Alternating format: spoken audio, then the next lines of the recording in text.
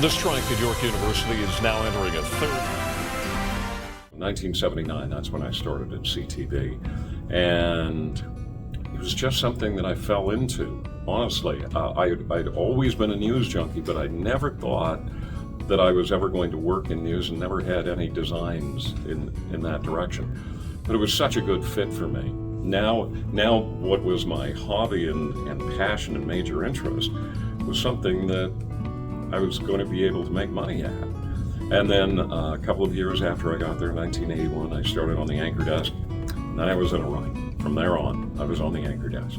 One of the most notable, of course, was the assassination of John Lennon, and I was sent to New York the following morning. I actually ended up staying in Carly Simon's apartment during the whole time that I was there with my cameraman, and it was a circus. But there was a local story that had taken place about a heinous crime committed against a young child, a little boy.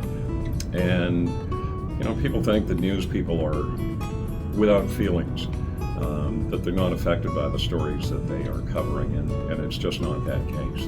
And in this particular story, I had gathered some money in the newsroom, and I went to Pickering Town Center. We used to have a Kmart there.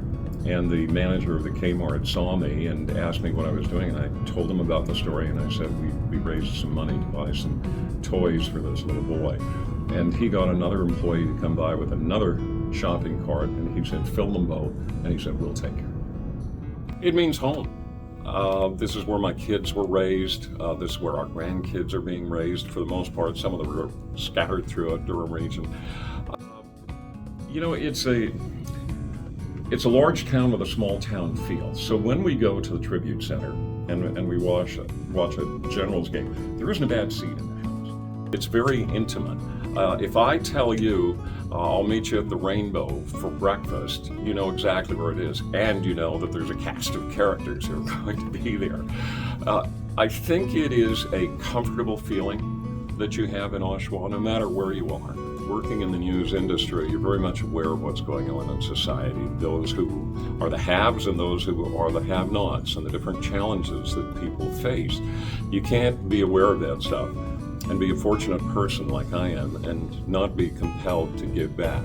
And the best way that I can do that is through MC work, though I've sat on a lot of boards as well. So Oshawa is my home. It has been for some time, and I've got to tell you, I'm really thrilled to be even nominated for the Walk of Fame.